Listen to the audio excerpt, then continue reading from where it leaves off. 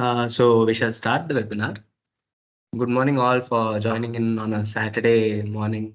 And today we are going to take this approach in a very different way. And we're about to kick off a game-changing approach to securing your financial planning journey.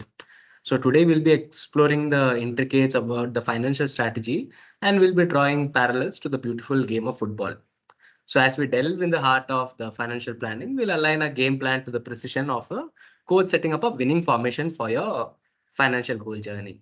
So let's begin with this and see it's like how we can embark on this journey and navigate to the field. So to start with, what would be the basics? So in every game, having a substitute steady is very important, right? So in our life too, in our financial journey, there would be some setbacks. There would be some unexpected mishaps or medical expenses or something that might pop up.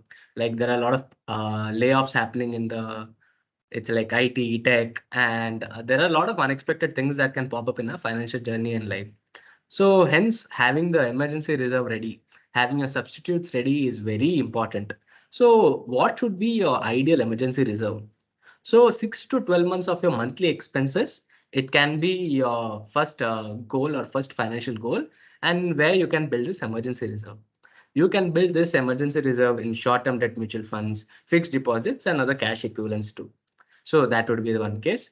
I guess most of us start a financial journey, start an investment journey, and start building our wealth towards our bigger goals like retirement, children's education, etc. But this would be the one important thing that we should have to tick off first rather than starting off the other goals. So hence having the emergency reserve ready would be the one of the important thing in starting your financial planning journey or financial journey. Moving on to the next parallel. So what does a goalkeeper do? So goalkeeper actually tries to save your goals, right? So when the other team has a penalty, free kick, or whenever in the middle of a match, the goalkeeper tries to save the goals and ensure that you don't lose the match, right? So similarly, we have drawn parallel to the insurance. So insurance, like term insurance and health insurance, one of the most important part that you can help you guard against any unforeseen risk and actually shield you from any potential financial setbacks. So you may ask, it's like, what should be an ideal term insurance cover that I should have? So 25 times of 30 times of your annual income can be approximate figure, but there is a real metric that can actually help you out in figuring out what is the exact term insurance value you need. That's called as a human life value calculation.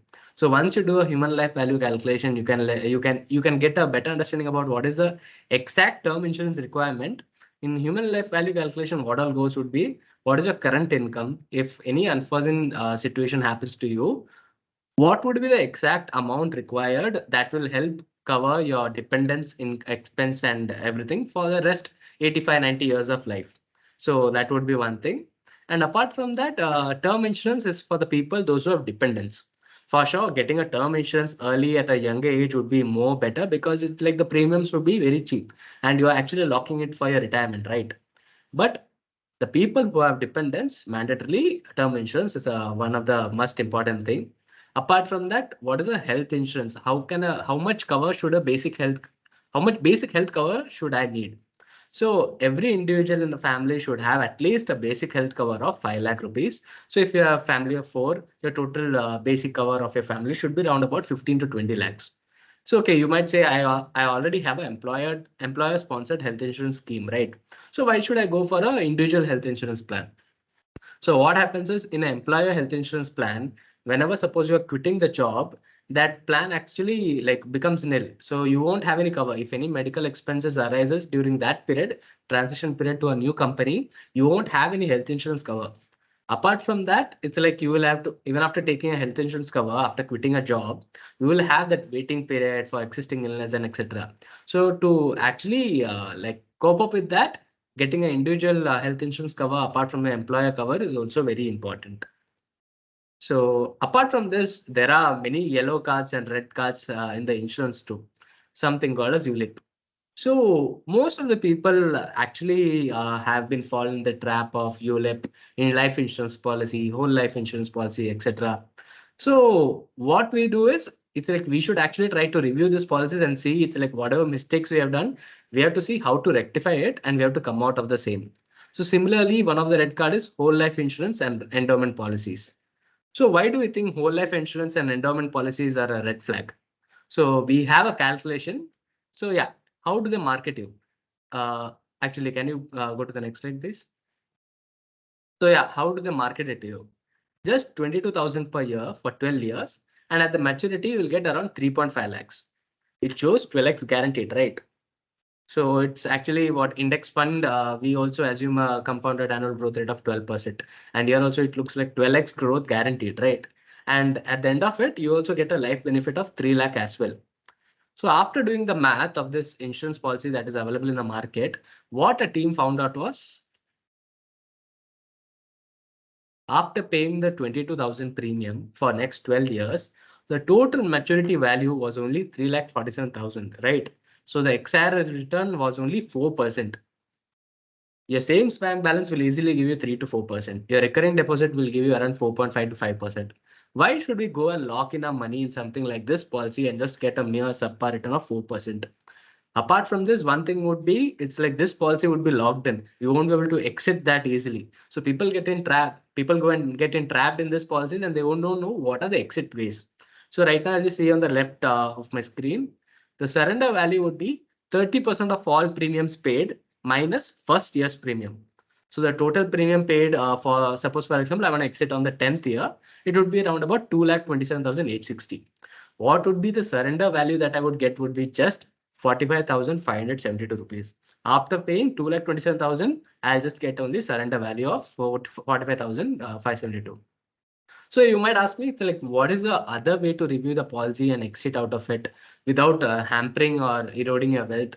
There's an option called as paid up. So most of the life insurance policies that are available in the market, you have this option of converting a policy to a paid up policy after 3 years of your premium payment term. After first initial 3 years of your premium payment term. So what happens under paid up policy would be in the fourth year, you just stop paying the premium, or you can inform your insurance advisor and make a informative decision that you want to convert your policy into a paid up policy. So in that, what happens is your maturity value would actually get adjusted to the first 3 years of premium paid. So that next year onwards, you can actually redirect the entire 22,000 towards a better investment avenue. So that would be one thing. So paid up option is one thing that you can actually try out. Reach out to your investment advisor, review your insurance policies, and actually accepting it would be the great idea. So yeah. So likewise, we said similarly, without proper knowledge or a bad financial product can cause a huge damage to a person's wealth creation journey. So we also see a lot of existing clients or other experiences where it's like, what is the traditional mindset would be for education goal, we actually created by building a fixed deposit corpus for that specific goal. But most of the people, life insurance people actually have this pitch, very clean sales pitch, and they actually make you fall in the trap saying it's like for this goal, 12x guaranteed. For the children education goal, take a life insurance policy of so and so amount. If you're a marriage goal, take another 25 lakhs of life insurance policy for so and so amount. So all this thing, the subpar return was just 4%. The main thing you have to consider here was inflation. So every year, the general inflation is India is around about 6%. The expenses tend to rise about 6% in India. So to beat this inflation, we have to accumulate and compound a wealth at a higher rate. Okay, PPF would be one thing. Public Provident Fund, NPS, equity mutual funds would be the one of the most important investment avenues that we have. Also, like government saving schemes. There are a lot of government saving schemes that are available with good interest rates. It's like to build and to accumulate the gap of 6% and so on, we have to build the 6% of gap, right? So accumulating your wealth in this insurance policies that give you subpar return of 4% to 5%, savings bank balance of 3 to 4%, or FD after tax, it should be around about 6%. So to beat inflation, we have to grow our amount and wealth at a higher rate. So similarly, we have to also escape this brutal tackles like ULIP policy, small cap, LIC policies, and option. So these are the main things that we have to escape, and actually people get trapped in. So reach out to your advisor and they'll help you out and guide you in how to exit this and again stay clear in your investment journey. So moving on to the next slide. So okay, as we spoke about the yellow card and red card, right? So what about not stepping up your SIPs? So we are starting a SIP of 50,000 per month. For SIP tenure of 20 years, we are assuming a growth rate assumption of 11%. The total investment made was 1,20,000, and the final corpus that I would have built would be around about 4 crores 67 lakhs. So in the second option, if I'm stepping up my SIP every year from now on, so that with this 50,000, what would be the corpus that I can build? In next 20 years, the total investment that I would made would be 2,46,000, round about double the first example. That final corpus that I would build by just merely stepping up my SIP. So 50,000 this year, next year I'll step up for 55,000. Similarly, 55,000's 10% would be stepped up on the third year.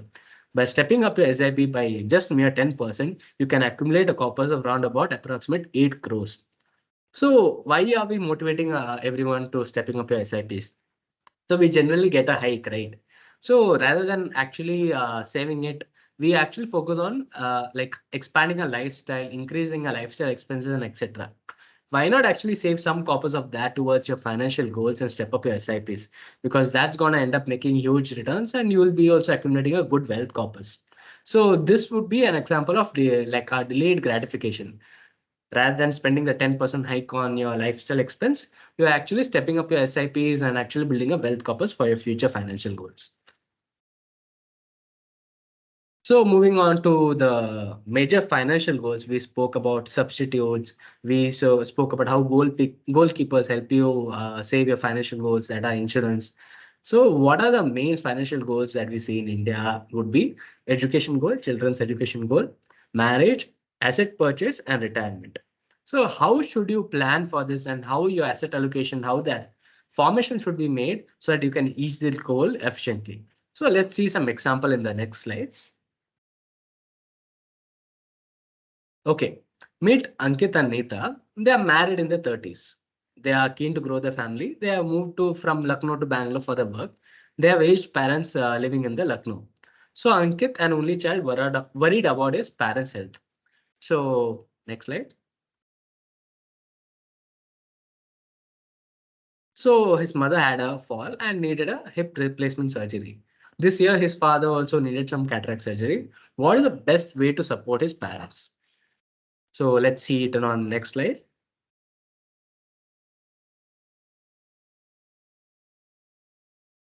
So setting up a medical reserve for the parents would be one of the important point.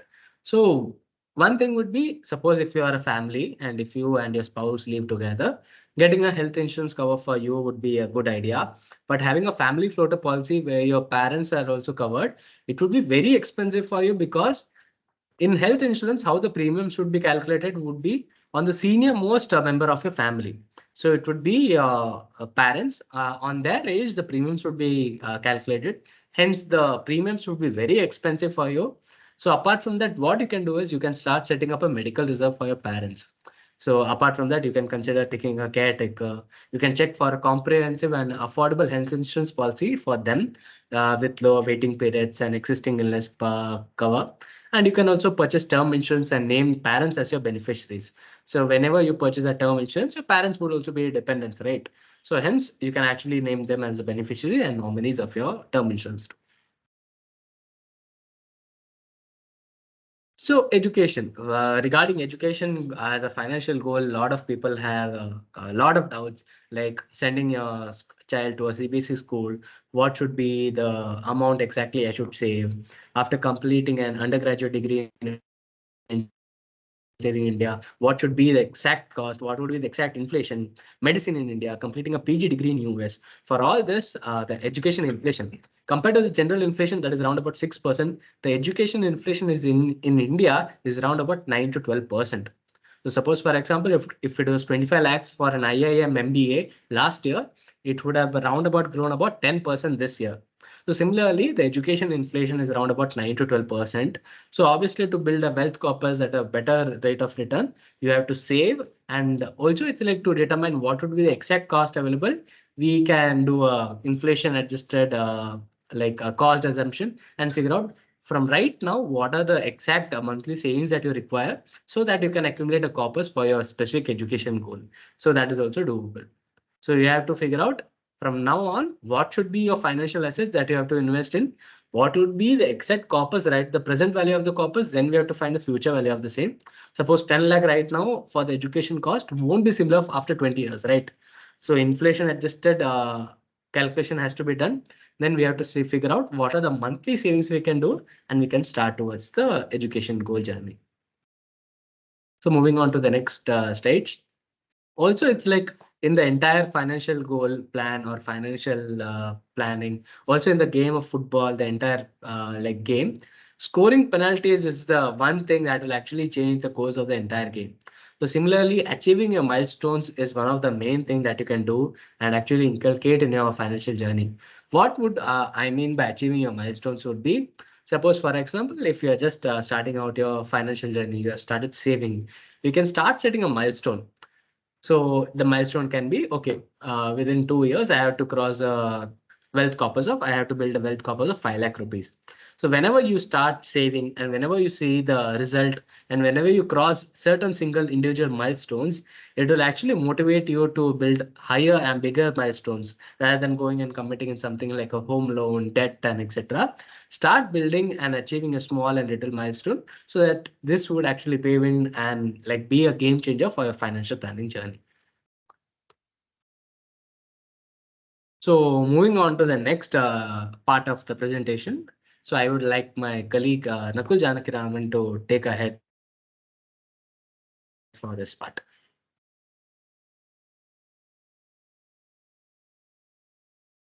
Thank you for the lovely opener, Vinayak. So now we are at the halftime of the financial journey. Now we have to look at how our goals have progressed. See, there is one thing about setting up your investments, but the other thing is how are these investments faring against your goals? How do you keep on tracking them so that as and when a goal comes on, you're able to score the goal. You're able to so this is where, half time or an annual review or a quarterly review or a half yearly review, whatever that might be, is very, very important. Annual review to see if your investment savings amount are adequate. Let me just give you guys a very, very simple example. Let's say someone wants to retire at 60 and they're 40 now. Maybe starting with an SIP of, let's say, 20,000 and they carry on with it. Let's say at the age of 60, they would require a corpus of, let's say, 5 or 6 crores to generate a monthly income of 1 lakh. But they are able to generate only a corpus of 2.5 crores. So this is where, even though the person could have stepped up his or her SIP, just because they didn't know that they had to do it, has caused them not to do it. They thought, okay, I said 20,000 I'm contributing, that should be enough towards my goals. This is where proper financial planning and proper tracking the goals that you have set for yourself and looking at the amount that you need to invest for them is very, very important, because uh, under investing under investing your potential is a very, very serious problem where people are left with a lot of money where they're not investing it, they're not putting it to use to other savings instruments. It is just going for consumption where they are forced to do it. So annual review comes in real clutch there. The second would be course correcting. So let's say you do an annual review, you think some of these mutual funds have been underperforming for a long time. Some of these mutual funds I need to take out some profits out of. Maybe some of these instruments I need to realign where maybe a lot of it in debt. Someone needs to go towards equity. Some of it needs to go towards more gold. So this is where course correcting your asset allocation is very, very important, because certain goals that have a longer time horizon, like retirement, or maybe like buying a house in the next 7 years or 10 years, having a larger component of those in equity bodes well for you. What action do you need to undertake if you think, okay, the goal is going to come up in the next 5 years? Let's say your children's education goal, it's going to come up in the next 5 years, but there is only a certain amount of corpus that I can generate, how much ever I can save. So this is where other things will have to come in, where you have to either look at switching jobs, or you'll have to look at maybe going for a smaller corpus, or maybe considering an education loan. These things will also have to come in mind then, because if the amount that can be saved up is only so much, then we'll have to look at other alternatives on how to finance this goal. Things like education, things like buying a house, these goals, a loan can be considered, although the EMI of the loan is also something that is to be considered. Moving on, the formation. Now, how you play the formation will depend on how each of you look at and how the experiences that each of you might have experienced in your life. The formation in a football field will change according to the scoreboard. So let's say you're Arsenal and I'm Manchester United. I'm 3-0 up. That means I'm up 3 goals. It doesn't make sense for me to go with a very aggressive formation where I'm playing a lot of my men at the front of the field and there isn't enough people at the back. So now that I'm up ahead in my goals, I need to close this match out. So how do I do it? I take some of the people at the front, I put them at the back, I solidify a greater defense so that the other team, the probability of them scoring a goal becomes much lower. That is how you play in life as well, where in the initial years, let's say you're 20, 25, 35, 40, whatever that might be, in the initial years, you go strong on the front foot. So things like equity, things like gold, these can be allocated a lot more than things like debt. Later on, when you're nearing your retirement, you kind of reallocate this formation. Again, an asset allocation exercise where you take some of these aggressive investments, you allocate it towards lesser investments like debt, where yes, it isn't going to give you a very high rate of return, but at least the capital that you've accumulated towards your goal is safer. See, at the end of the day, the rate of return matters a lot less if you know that you've achieved your goal. If you know that, okay, my goal is achieved, I need to take this money, I need to safeguard it so that in the case of any volatility, the amount that I've kind of accumulated till now. So that is why reviewing your formation is very, very important. You don't have to go in too depth into it. Having a broad asset allocation of, let's say, equity, debt, and gold and tweaking it based on the goals, based on the time horizon works well. Now, we spoke a lot about asset allocation. So where should this asset allocation be? Simple. Let me start off with cash and cash equivalents. So we looked at a thing called substitute at the opening of this webinar. So this is where, you keep a lot of your emergency expenses in. Now we tick that off. Second, gold, silver. So if you have daughters, if you have a need for a marriage, gold, silver often comes into play. If not, gold and silver is almost always an emotional asset. Sovereign gold bonds serve a much better purpose. They become more tax efficient. They are a lot more efficient because there's no making charges. There's not much other charges as well. So gold and silver, you can think of maybe allocating a little bit towards sovereign gold bonds and maybe a little bit towards physical jewelry as well. Provident fund, fixed deposits, these are very safe instruments. These keep up with inflation, maybe a little bit less than inflation, but that's just it. Now coming to the asset class where a lot of Indians have a lot of assets in real estate.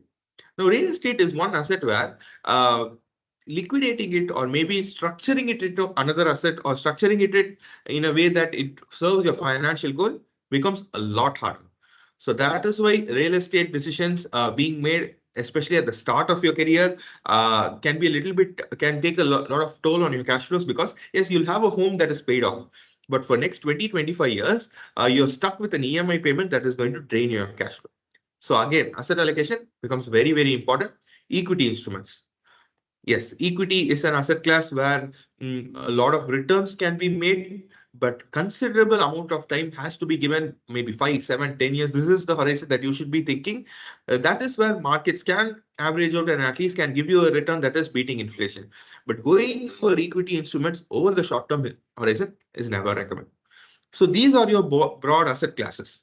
So how do you structure it in a way where each asset class serves one particular goal and then it also serves it in a way where that asset class makes sense. See, going for a goal like retirement with only things like fixed deposits or real estate doesn't make sense because you're never going to achieve the required corpus in retirement. That is why having an equity component as a kicker bodes well. Now, let's say you want to plan for a vacation in the next 2 years. Let's just take it as an international vacation. Putting it in an equity fund does not make sense. Putting it in real estate does not make sense. But something like a fixed deposit or a cash and cash equivalent or even gold to some extent does make a lot more sense. So this is where the asset allocation becomes the formation. The formation helps you achieve your goals. Moving on. This is just a quilt of data that you can look at.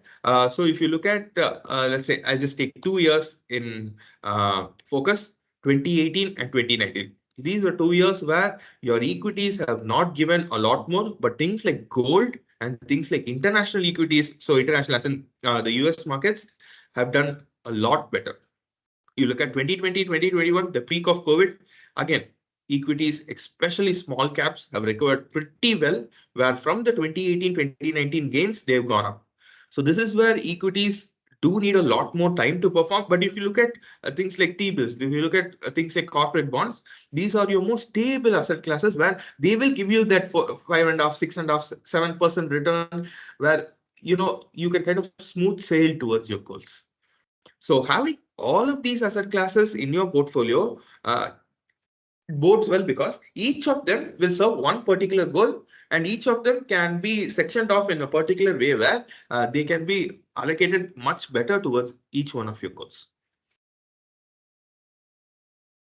Lastly, what works for you might not always work for others. You might be someone who are looking at an aggressive instrument. I might be someone who is okay with a moderate or a conservative rate of return, but the safety of capital comes at the top of my list. So these are things where you and I will differ. You might have a different goal. I might have a different goal. You might want to retire early. I might want to retire at maybe 55, 60. You might want to retire at 45, 50. So all of these will depend on individuals. This is where financial planning comes in, because financial planning is an exercise where you can't rely on things like AI, you can't rely on things like machine learning. It has to be tailored towards your own kind of emotions, where it has to be tailored towards your own goals. So this is where financial planning is a tailor-made exercise towards your own needs. Now, these are some of the questions that you need to take off from this webinar. So if you can kind of note these questions down, you can kind of even form your own financial plan, at least the basis of the questions that you need to get answered on this. So why is personal finance really personal? Because you might be a person that where retiring early comes a lot more of a higher priority than maybe buying a house. For that person, the amount of investments or the way that we invest will be completely different than for someone who wants to buy a house earlier on in their career. So this is where you'll have to think of questions like, who are your dependents? So if you have parents who are aging, who are aged, you need to have a medical corpus for them. You need to have a separate health insurance policy for them. So this is going to take away some of your cash flow as well, month on month. How long do you need to support them? This might be for 10 years, 15 years, 20 years, so whatever the time horizon may be. What would you like to provide for them? So some people would like to take care of them throughout their life. Some people would like to, have a separate corpus for them. Some people would like to pass on a legacy to their children. So all of these are very, very important things. What are your aspirations? What are your own goals? Let's say you're someone who wants to buy a luxury villa. Let's say you're someone who wants to take an international vacation every year. So these are your aspirations. Your goals and aspirations will keep evolving as you go on in life. Which career stage are you in? Are you in mid-career, late career, just starting off? You're someone who is going towards retirement. So all of this is very, very important. Lastly, very, very important two things. How much risk can you afford to take and how much risk are you willing to take? Let me just give you a very, very simple example. Someone who's earning 20 lakhs, he was able to save 2 lakhs a month.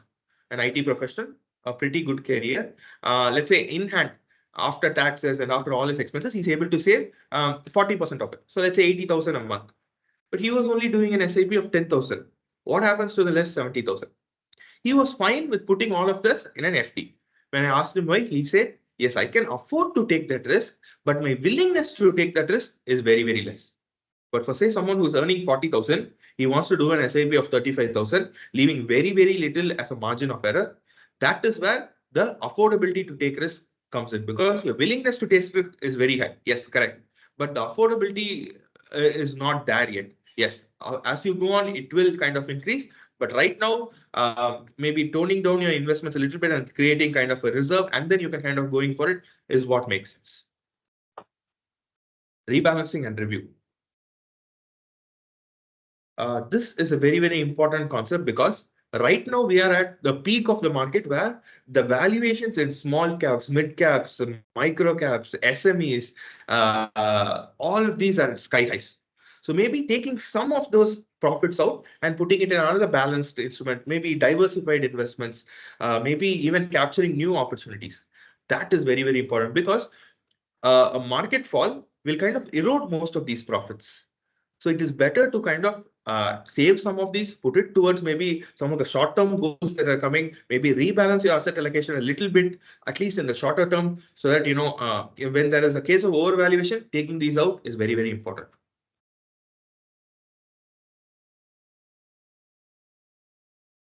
We talked about a lot about rebalancing. When do you need to do it? This is a very, very good time because, again, small caps and mid caps are at the height of their cycles. They have given a lot of front running returns. So whatever returns they need to give over the next 2-3 years, that has already been given. So, taking some of it out of the table is probably a good metric. If you set a return target of, let's say, 12 to 15% a year and your fund has given you maybe close to double of that, maybe even 25, 27, it makes a lot more sense to kind of take it. Greed should not come in here. Your goal should be your priority here. How often do you need to do it?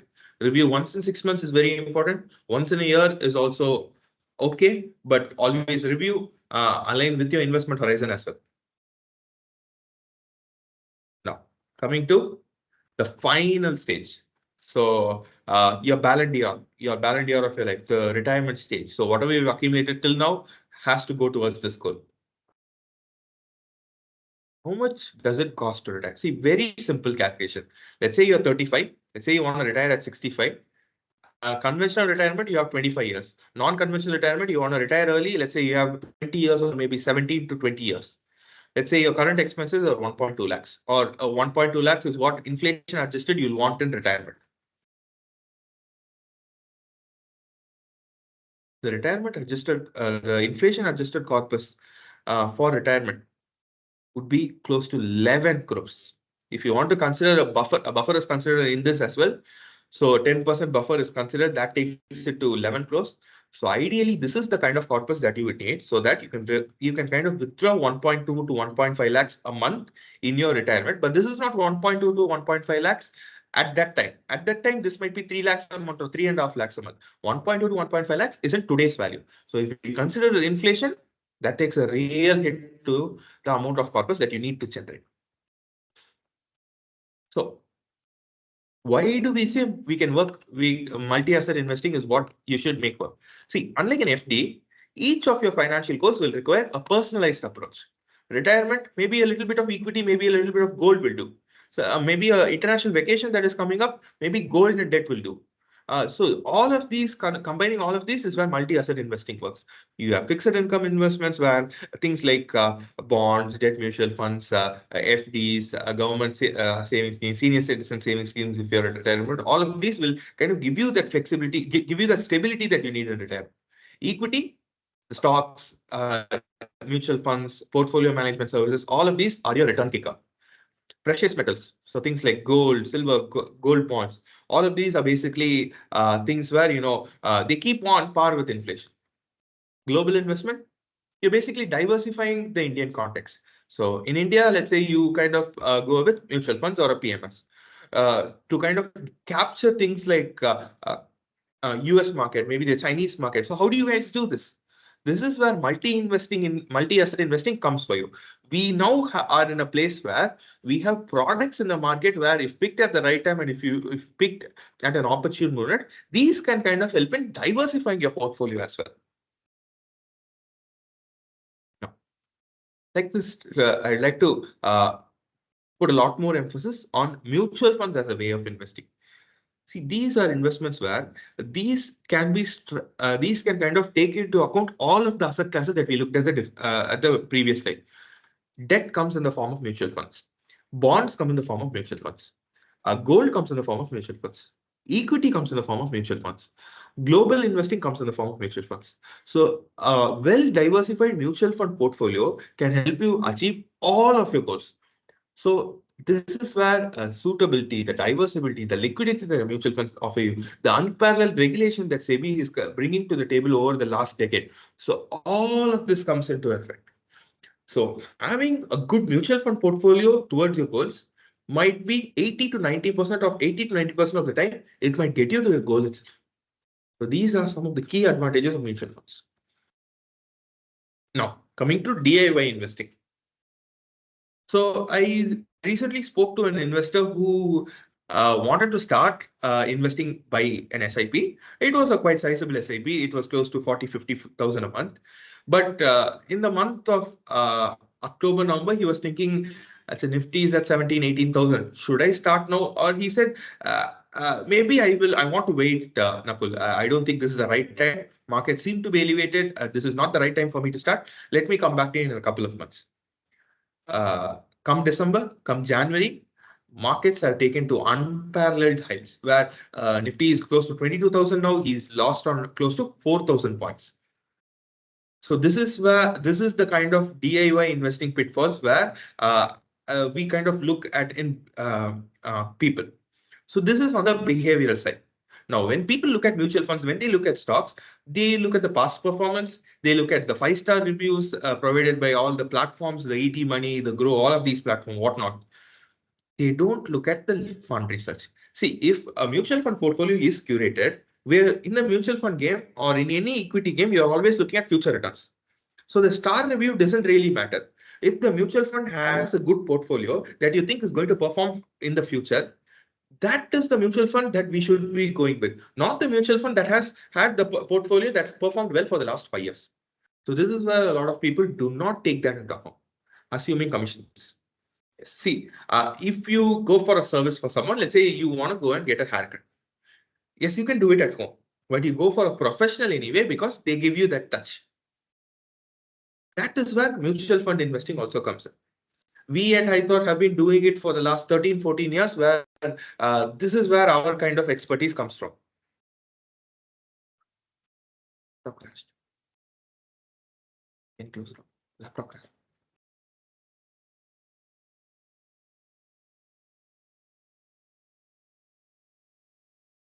You press it. Reset.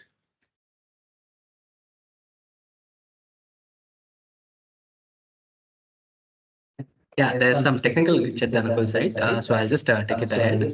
So there are some DIY investing pitfalls, right? So focusing only on the past performance. It's like focusing on past performance would be something like just driving ahead on a clear road just by looking on the rear view mirror. So apart from that, also it's like right now there are a lot of mutual fund schemes. There are 2,500 schemes that are available in the market. Apart from that, yeah. So apart from that, it's like how to select the right scheme based on your risk capacity and etc. would be one thing. So how in this financial journey, an investment advisors like us will help you out would be. So we can help you chart your own financial plan. Apart from that, if you would like some hand holding in your investment journey, we'll be able to be there for you based on your financial goal tenure, based on your risk capacity. We'll be able to like structure a customized personalized plan for you so that you can reach your financial planning goals. So that would be one thing. So we'll be this would be the end of the webinar, and it's like right now we can go ahead and take some questions too.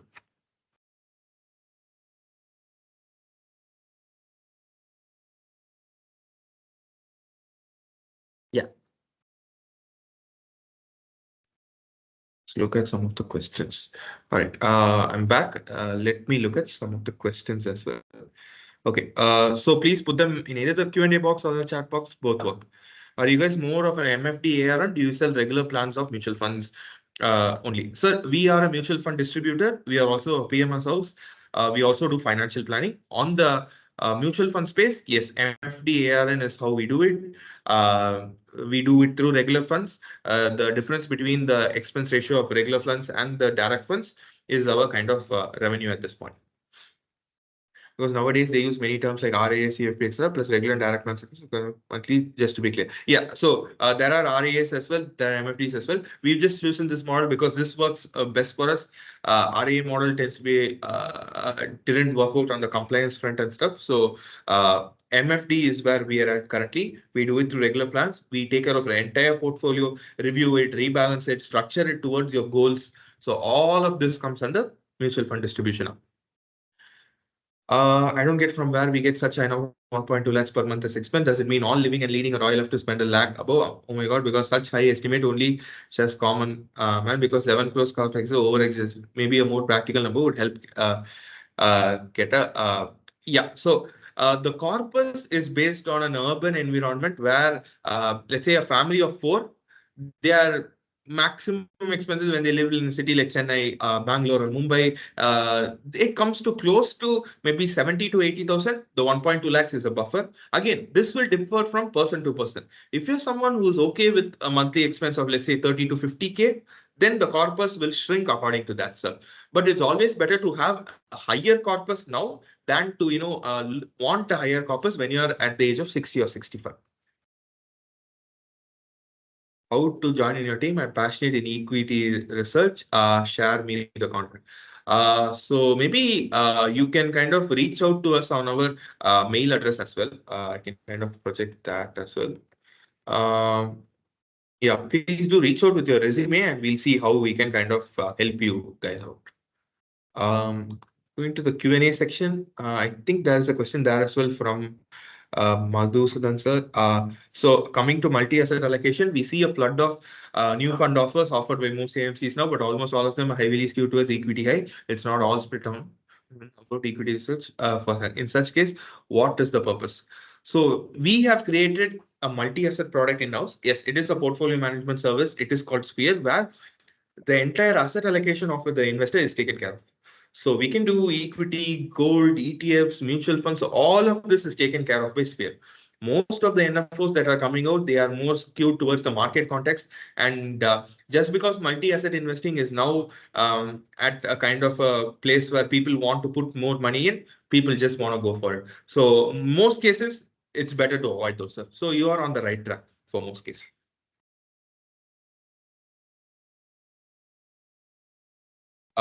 Do please put your questions in the chat box. We'll be kind of very happy to answer.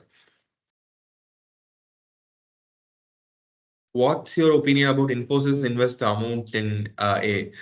So we don't take any stock specific questions as such. So maybe you can kind of contact us. We'll be able to help you, but we do not offer any stock specific or mutual fund specific advice or investments. If you do want to invest, we'll be kind of happy to onboard you. We kind of help happy to take you towards the journey. But just as a point, we don't do these two things.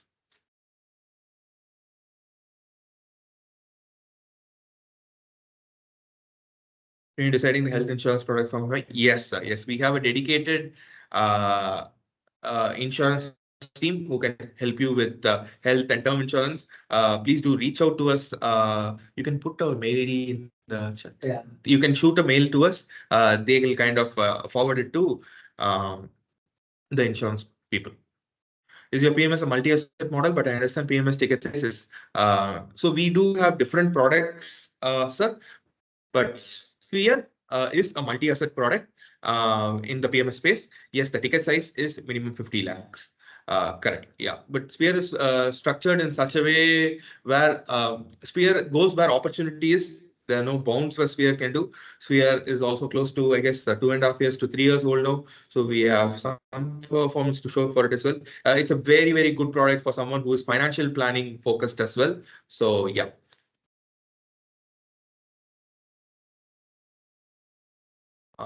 Right now.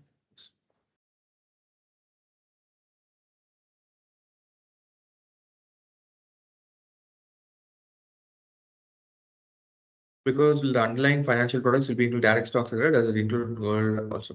Yes, sir. So Sphere includes your direct stocks, mutual funds, ETFs, debt, gold, silver, global funds, global ETFs. So all of these come under the Sphere categories. But we will invest when we kind of see the valuations are good, when we see that there is an opportunity there. Just because an asset class is there, Sphere will not go towards it. But when the opportunity arises, Sphere might go towards.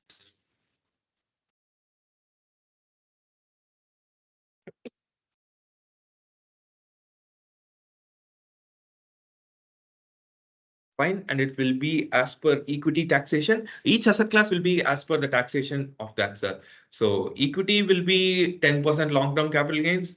Debt and gold will be according to your tax slab rates. Again, international funds will also be according to that.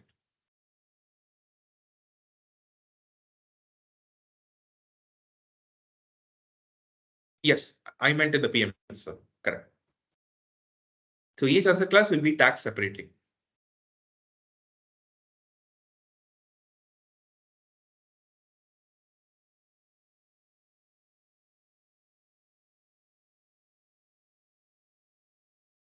Maybe I can clarify my point better. Let's say we sell equity stock in the PMS, that would come under LTCG as per equity at 10%.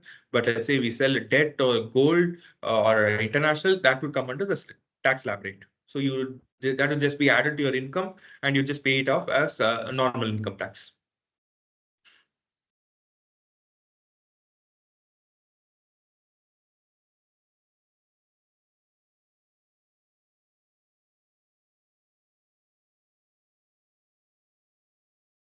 You guys do have any other questions, kindly drop them in the chat. We'll be happy to answer them. If not, I think we can close it. Anyways, this was a wonderful session. Thank you guys for joining us. Are you Chennai based? Yes, sir. Yes, we are based out of Chennai. I shall put my mail ID in the chat as well. You can kind of contact me through that as well. So that is my kind of official mail ID. You can reach out to me. So we'll be kind of happy to help you guys out. Again, thank you for joining us on this wonderful Saturday morning. Thank you for taking your time out. It's been a pleasure having you here. We hope this presentation kind of adds value to your day. And if you guys do have any other questions or such, please do reach out. We'll be very happy to help you guys in that respect. Thank you guys.